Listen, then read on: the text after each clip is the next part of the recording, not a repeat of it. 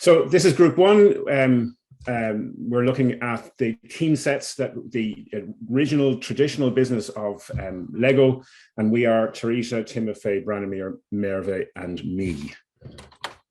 Okay, so the ecosystem is many things, and it's large and it's expansive and so on. But we're down at the bottom. We're looking at the original creator sets that were originally designed way back when Lego was first launched, whatever else, and built up from bricks that it turned into boxes of bricks, and then turned into boxes of bricks that actually told a story or built a model, and so on and so forth. But obviously Lego has expanded beyond that in the meantime, and the other teams and the other groups will look at those expanded areas. But we're going to concentrate on the creators right down in the bottom there. Strategies. So there were, in the case study, there was presented a number of different business plan scenarios, the pre-2003 business plan and the post-2003 business plan, and we'll take a look at those first.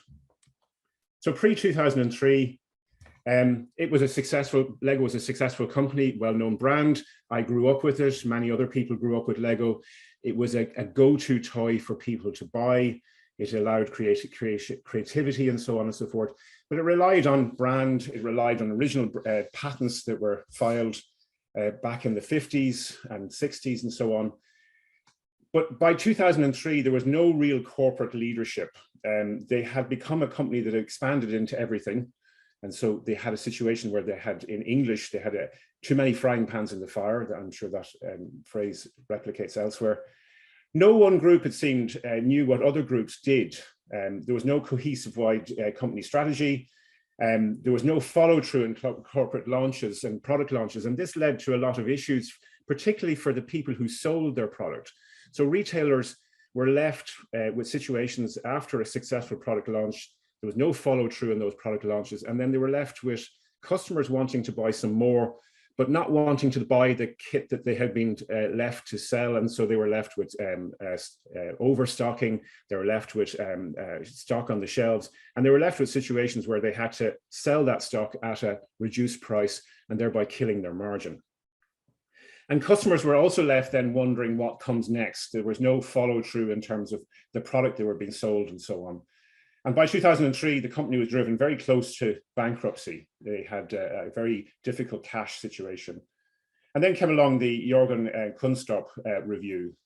And Kunstrup was an ex-McKinsey consultant, whatever else. And after his review, his take was that we need to go back to focus on our traditional core products. And that means pulling back from all those other things that we did, pulling back from the shops, pulling back from the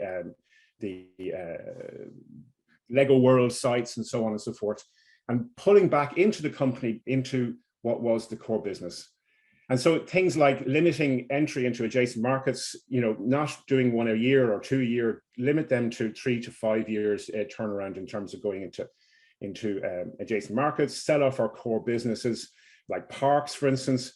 But the key thing there is that the parks might have been sold off, the operations of parks might have been sold off, but the parks themselves were kept within the brand ecosystem. Another thing was the realization that there's two customers in our channel. There's the key customers of the children and adults who actually buy the product. And then there's the other key customers, the sellers of our product, the distribution channel that we use, and how we can make them profitable. And key there is obviously understanding their sales and stocking cycle and how that's managed and how that's managed to grow their margin. And then came the build from core, develop complementary innovations, and that's through alliances and licenses, and use that then to differentiate away from our competitors. And then internally within Lego, they for the first time, they set an actually gross margin for profitability. So they set a figure of 13.5%. So projects had to hit that sort of return in order to continue to be invested. They built a culture within the company to know where the profit and losses come from, and then flatten the management structure so that all employees felt involved in the business, and that the operation of the business was clearly and continuously communicated. Then this had obviously an impact on IP strategy, and IP strategy also had an impact on the current status of the IP, had an impact on what the strategy would be. So they obviously had long established brand, the strong brand, and they had original patents on the bricks and the blocks and how they actually were built and how they actually went together. But these had expired by 1989.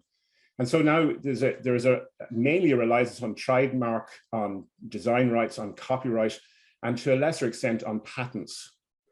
And so the company has become very active in protecting their position. So 3D marks, so the defense of the Lego figure, the Lego bricks, trademark actions on the grounds of passing off, for instance, and they've chased after that. They're active in patenting, of course, and registering rights. So they have 134 design rights at the moment, 86 applications, and 71 granted patents. But they also do things like clever things like to help them defend their position. They provide customs authorities with training in trademark infringement and design infringement, so that they train people to spot these things. And of course, the key then is it's all aimed with growing and building brand value, through their brand. They license their brand through alliances and joint ventures, and that then builds goodwill. And so finally, for me, that then leaves us with a Lego ecosystem where the core business driven by the Lego brand has pushed into video games, stores, movies, and so on and so forth. Okay, thank you, Peter. In order to understand how the customer is interacting with the product and how they become aware of the product, we can have a customer journey map. So it is a marketing tool for understanding the customer and how they behave when they come across with our product, and how they can be persuaded to purchase the product, and how to keep them coming back for more, and how to make them into brand ambassadors in the end. So a customer journey is different for each type of customer. Therefore, we may need more than one persona for our job, for our business, and map their journeys. So if we were to, if you go to the next slide, Peter. So there are 5 main steps of a customer journey map. The first one is awareness. So this is where we try to understand how the customer becomes aware of our product and how they start to consider that as a potential thing to buy. And the second step is consideration. It is how the potential customer, after being aware of the product, considers buying that product. So how they become persuaded to buy the product. And the third one is the purchase. So when does a potential customer become a real customer? How do they make their decisions and how they are convinced to make the purchase? The fourth one is retention. So how can we make the customers keep coming back for buying a similar or same product or another product from the same brand? And the fifth is advocacy and loyalty. How can we convince our customers to give positive feedback or mention our product positively to other people, and in a way turn into a brand ambassador? So we have considered, for the sake of discussion, 2 main personas. The first one is a retail toy store. So in a way, how can a retail toy store be convinced into buying buying Lego products? So if we go through these 5 main steps of the customer journey, the first step is awareness. So how does a retail toy store become aware of Lego? Well, first thing is the customers are coming and they are requesting the products. So they come into the shop and ask for it. They can be aware of the products in the trade shows for toys. They can see it in the competitor stores where Lego is selling, and they can observe that the customers are going there and buying the products.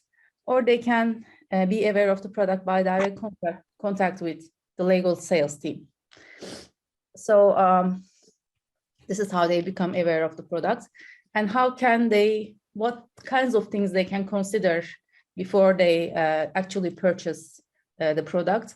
It can be that the product sells very well for so many years, and Lego has factories in strategic locations, so it will be easy to obtain stock. The product is popular, so it's expected to be sold quickly, which means that there will be a prompt return of the investment, and the product is not going to be sitting on the shelf for a long time. So for the decision on purchasing Lego as a product to sell in a retail store, the company may consider purchasing the product because Lego brand is very well established. So it's well known for like 60 years perhaps. So by the children and by the parents as well. The customer interest would convince the store to buy it, and the margin of profit from sales of Lego would be an important reason for the decision to purchase. So how to retain a toy store, keep selling the product, is a good service from Lego, so easy and fast restocking, continuous supply of new products to keep customers of the retail store come for more, and the amount the retailer makes out of its transaction with Lego. So these are the things that would contribute to retaining the toy store. And in order to keep the loyalty of the store, we can say that the store would see that selling Lego brand would lure customers to the store, and they can buy other products as well, which results in an overall increase in the sales of other products in the store as well. So now I will hand it over to Branimir to talk about a second persona. Yes, thank you, Mer. So to continue our journey, our customer journey, we also, as a next potential candidate, or to which would be considered, or which would be important to consider, especially in the case of that we have is Lego, is the child who would be actually enjoying his Lego sets. But first actually we would need to be how the child would be aware, or how we consider the child's awareness about this would be triggered. So we thought, and the first step, which was apparent, that usually a child would be exposed to seeing the Lego product, but usually by having seeing a commercial on TV, probably in between of the cartoons the child would be watching, he would see a commercial. He would be attracted by it. It would need to be something which would be seen as colorful, as playful, and this concept that Lego, this would be the first time he would see. Then, secondly, when the child could consider, so how after this first blink of awareness of the product, the second step would be that the child actually would either talk to his surroundings, let's say, whether this would be siblings or this would be kindergarten friends, because when we say a child, maybe I forgot to mention that Legos are targeting children really in early age, so we think that it should be already considered from kindergarten times, or that age, the kindergarten age group. So basically the consideration for the Lego then would be also in the kindergarten, where the child would understand that also other children know this concept, know and have come across Lego as a product already, and they have them at home. Perhaps they would even bring some Legos in the kindergarten, or even more. There's also another possibility, since Legos are generally considered to be highly of didactical value as well for the kids, the children's well-being. Chances would be that also in the kindergarten there should be Legos already present there, which the children could play with. So these would be the factors to have the child consider this as something he would like to have. Then we would move to the third aspect. It would be the purchase one. Of course, this here we needed to take this indirectly because, of course, kids do not have direct purchasing power, but nevertheless they have it quite strong actually in an indirect manner because, of course, the kid, what we all know, that kids have quite a strong influence over the purchasing power of their parents or their guardians, legal guardians, and they would talk about that. And the thing which we thought was really interesting here and which works well within this customer journey is, again, this general brand awareness of Lego, even at the older generation, so the generation of the parents, who chances are already also had encountered and play with the Lego in their either childhood or earlier life. Regardless of that, they generally are considered positive, and this purchasing decision would not be difficult. So that would be the one. The purchasing decision afterwards. So after having considered, being aware of Lego, having considered it, knowing about the ecosystem of Lego, and having also, let's say, a first or a second box set of Lego for a child, the retention of and keeping the children's and the kids' interest. This is where actually this we found this would really be something which was challenging. So we thought that while of course the Lego blocks are per se and are very entertaining, how to keep its interest, and how to keep this retention of the child to play with us was the further tie in terms of either also other commercials, but also of dedicated particular Lego cartoons, or also Lego movies, or also this could be some kind of even tie-in Lego sets with some movies. There was cases that Lego did with particular brands, other brands. Just to mention one, Star Wars would be, for example. And then afterwards, having considered all that, the child would have the innate to move on to the loyalty and the advocacy by playing more and more with the Lego. This is something the children always talk about and share their opinion and share their, let's say, their experience, how they're enjoying it. And this would be the way how we thought that the advocacy for Lego for the child journey could be taken into consideration. Okay, moving forward. Thank you, Branimir. So now we're going to look at the 7 Ps marketing mix and ways in which Lego can protect these aspects using intellectual property within their intellectual property portfolio.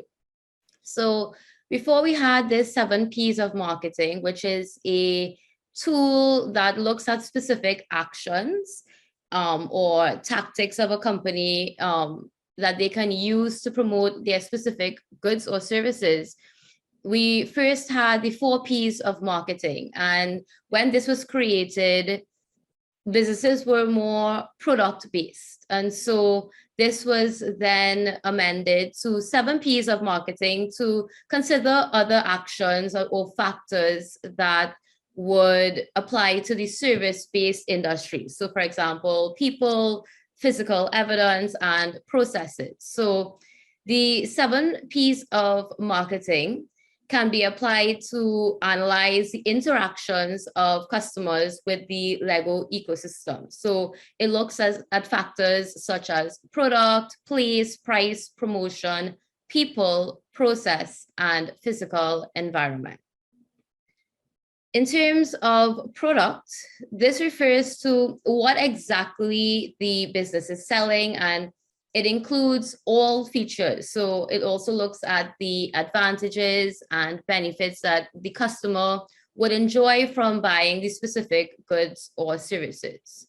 In terms of the Lego theme kits, there are various aspects of the product that can be protected using a host of different types of intellectual property rights. So firstly and foremost, the most obvious would of course be the design of the Lego blocks. And traditionally, this was protected via patents. And even where there would have been updates in certain regards to the Lego blocks, it could be protected by new patents. There are, of course, design rights in terms of the ornamental aspects of these blocks. And initially, Lego would have attempted to protect this block by trademarks after the patent had expired. However, they were not successful in protecting the actual blocks, but they found a way to have other trademark rights as it pertains to Lego blocks. So they had particular characters that were unique to the company that they would have created. And so they were able to protect these characters by trademarks. Another aspect of their product that Lego can protect within their IP portfolio is their unique building system, because they distinguish themselves not just as purely building blocks, but having a unique building system. And of course, the system can be protected by patents or know-how or combination thereof. Also, one aspect of their product that has seen a lot of success is, of course, their branding. The Lego brand in itself protects the entire company and all of its products that they offer, but they also have specific different types of versions that they offer. So for example, Duplo, Lego Technic, and then they also included Lego and Friends, which was one type of product that was meant to target a whole new audience and now include female users, or so I should say expand female users' attractiveness. So in terms of the branding, they could protect not just the Lego trademark, but all these other various sets that they sell. And also they saw a lot of success through co-branding. So due to their partnerships or their alliances with Harry Potter, Star Wars, Bob the Builder, this also increased their brand awareness and also increased sales in terms of their products. And so they can protect this in terms of exclusive licenses and through co-branding. Other aspects of their product that can be protected, they created over the years a particular molding system. And this system allowed them to do two things. Firstly, to have quality pieces and be consistent in having these quality pieces, and also to have a quick turnover and to be able to produce a lot of these pieces at a particular time. And so this molding can be protected, of course, through patenting. It can be protected via design rights, know-how, negative know-how, because it would have taken a lot of time to figure out how to create this superior molding system, and of course, through trade secrets. In terms of Lego's new strategy, they started looking at focus groups and adult fans of Lego groups to get feedback and to get a lot of customer data to directly influence how they would create specific products. So they essentially had these customer specific products. And so this data is completely invaluable to Lego and can be protected via trade secrets. Another aspect that Lego would have developed is this product development program, because they realized, for example, when they launched the Harry Potter Lego set, that one of their downfalls or the reasons that they weren't as successful as they could have been was the fact that after launching the first product, there wasn't any follow-up with a new Harry Potter product. And so they really put a lot of focus on this product development program to ensure that they had this quick turnover of new products. And of course, the way in which this program works and all of the strategies and processes that they put in place to have this quick turnover of products can be protected by trade secrets. So we'll now go on to the second P, which is place. In terms of the Lego theme sets, well, firstly, in terms of place, this refers to, of course, where your products or services are seen, made, sold, or distributed. And Lego quickly identified that they needed to strengthen the relationship with their retailers and really focus on their retailers to ensure that their products would be, of course, bought by these retailers in high quantities and volumes, and also it would sell quickly to the customers. And so they sell these sets through retail, both online and in store. And they had this focus on having the right kits in right volumes at the right time. And to do this, of course, they would have had a lot of data from past experiences, and also they would have had a lot of strategies in place based on these experiences and based on advice of experts, of course. And so this system or this method that they have created could be protected by a trade secrets, know-how, and of course, negative know-how. They also improved their stamp, which is the stock turn and margin performance in store.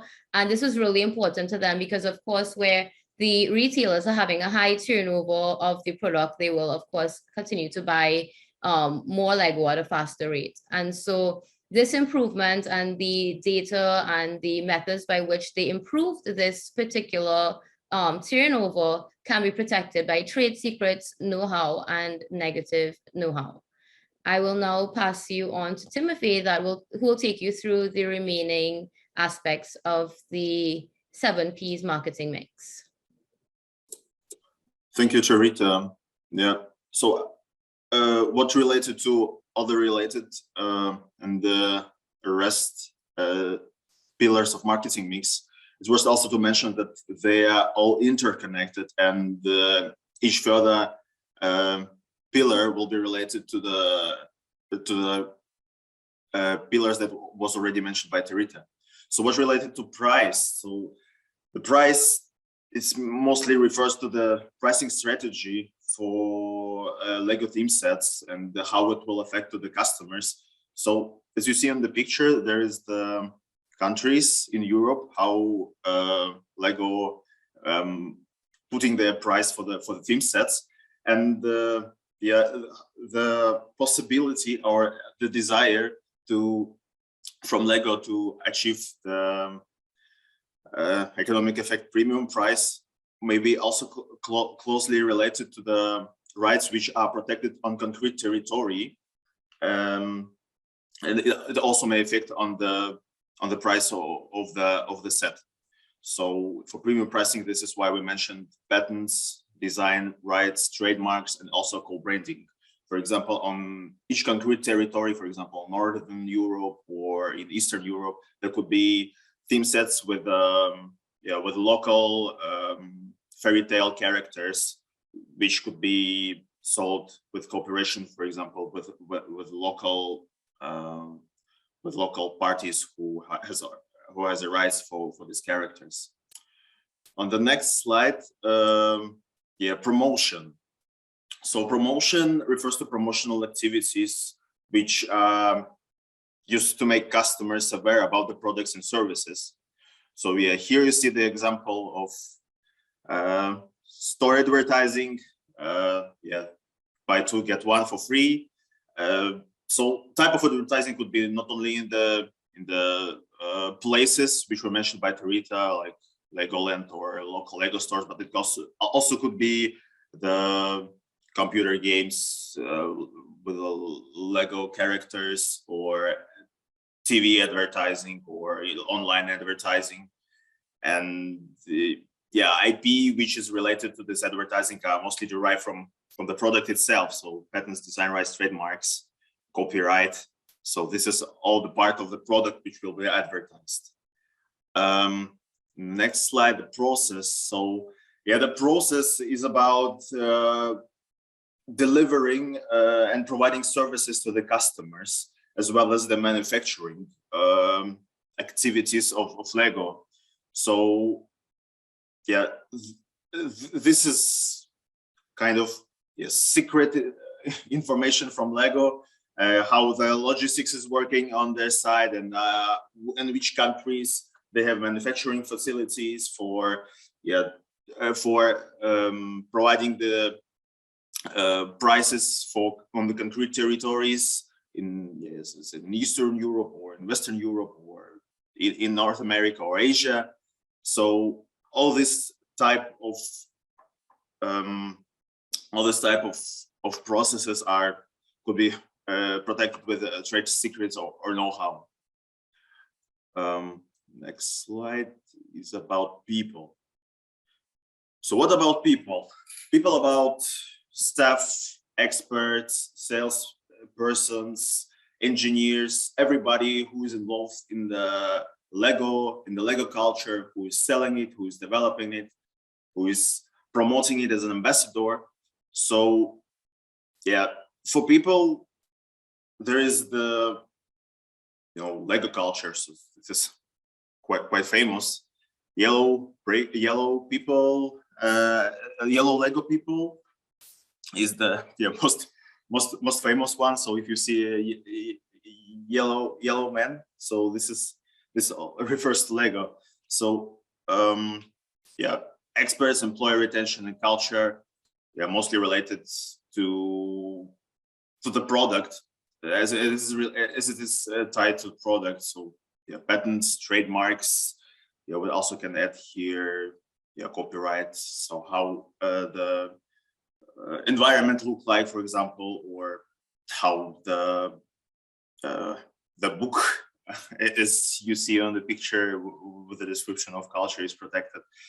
So yeah, next slide I see this is the most interesting one, the physical environment, which refers to everything customers see when interacting with the business. It means that when the child or a parent of a child, for example, hear or see the constructor, the first thing that appears on my mind is this is a Lego. And for the physical environment, a very big role plays the packaging of the constructor as well as the branding of the constructor. So yeah, although we have on the market a lot of constructors which are compatible with Lego, Lego made from their side everything that the constructor, with the word constructor, was associated only with the Lego. So for this, of course, packaging, copyright, design rights plays a very big role when the kid or parent look at the theme box set and understand, yeah, this is Lego, this is what I want. Yeah, same as the branding. So this is interrelated with the package and with the theme set when the kids see it on the shelf of the store. Yeah, then I give a word to Peter to wrap up and answer the question whether the Lego really patent the use case with Lego theme sets. Yeah, so Timothy actually used Questel to generate this map of the current IP status within Lego and the type of activities and items and things that they're actually protecting. And you can see actually here the core business, the toy building set, is actually about a third of their IP mix. And the rest of the IP mix, it refers to things that they're interacting with and linking to, and actually will be brought up, I'm sure, covered by the other teams in their review.